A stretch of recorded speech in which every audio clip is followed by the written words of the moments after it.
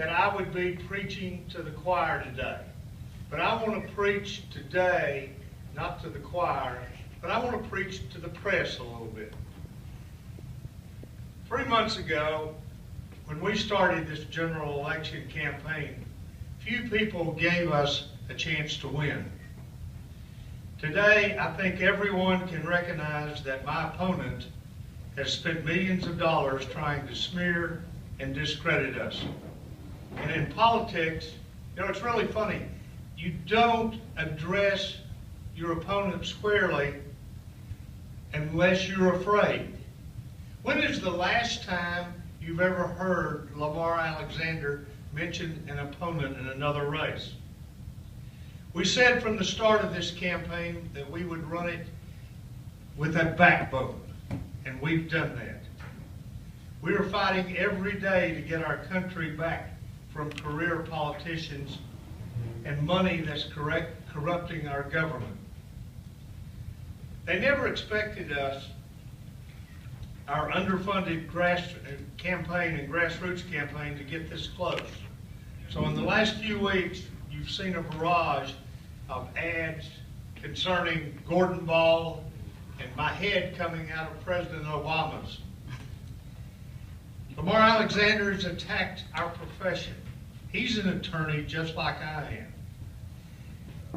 I don't believe, no, he's not an attorney like I am. Let me take that back. Let me take that back. When Stephen wrote this, I shouldn't have said that.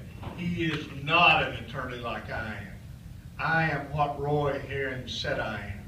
I am a lawyer who has fought every day for people, every day of my life. And I will do that when we go to the United States Senate. We have a great profession of practicing law, and that profession has allowed me to be able to give money to St. Jude's, Friends of the Smokies, Children's Hospital in East Tennessee. I love what I do, and I'm proud of what I do. I'm not a career politician like Lamar Alexander, and I don't do finder's fees like Lamar Alexander does. How many finder's fees does it take to make $22 million? How many?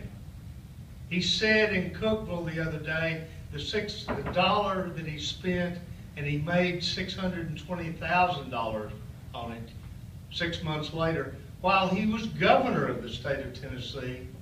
He said, they asked him about it. One of the reporters asked him about it, and he said, well, that was like a realtor's fee. And then he said, he caught himself because he knows he didn't have a realtor's license. And then he caught himself and said, well, it was a finder's fee. How do you take a finder's fee when you're governor of the state of Tennessee?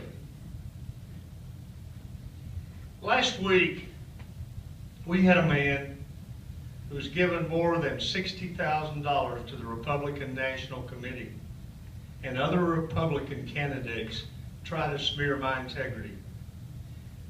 Shame on any news media, and this man called a writer for the Knoxville News Sentinel, and shame on any news media that would not check this man out. A simple Google search would have checked him out. But let me tell you what he did. I've had a condo in Destin, Florida for sale for 2 years. My realtor called me 2 months ago and said this man and woman wanted to buy it, and they wanted to move in within 2 weeks. So we negotiated, my realtor did, negotiated the sale of the condo. My wife goes down to get our personal items out, and unfortunately, she took a TV out of the bedroom. So we put $5,000 in an escrow account to pay for anything that she may have taken. And he sued us the other day for $5,300. Now, where did that come from? And I didn't know this. I thought the guy was just crazy. And then we find out who he is and what he is by a simple Google search, and he has given more than $60,000 to Mitt Romney's and the Republican Party. And it's interesting, for months, and he's not here today, and I don't know why he's not here, I guess because he always is, we have a Mitt Romney person who follows us around everywhere. His name is Josh, with a camera, hoping we'll say something wrong. Well, I hope, and I know the great reporters in this room will write this, and I want it written, that this man is a charlatan, and now that he's sued us, we're going to take care of it after November the 4th.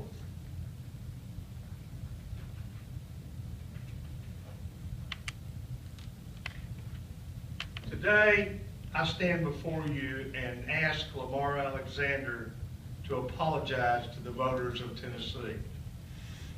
Apologize for running the kind of campaign he's run. Apologize for voting yes on Amendment 1. Apologize for refusing to agree to repeal Common Core. Apologize for voting against equal pay for women.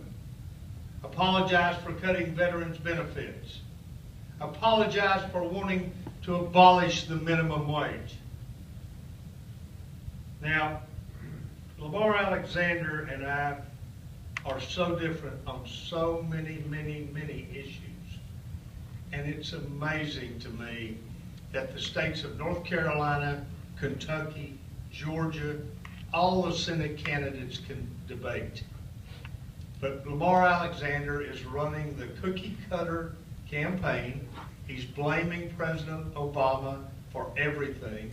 I saw a thing on Facebook yesterday that somebody had blamed Obama for part of the Civil War. So I guess maybe Lamar will blame us for that too. But I've said it over and over and over and up and down this state.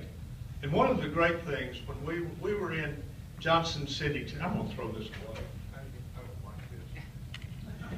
When we were in Johnson City, Tennessee the other day, we were there all day in Upper East Tennessee, and we had 10, 12 people come up to us and just walk up when they'd see the bus and walk up, and they said, "We've already voted for you, and we're Republicans."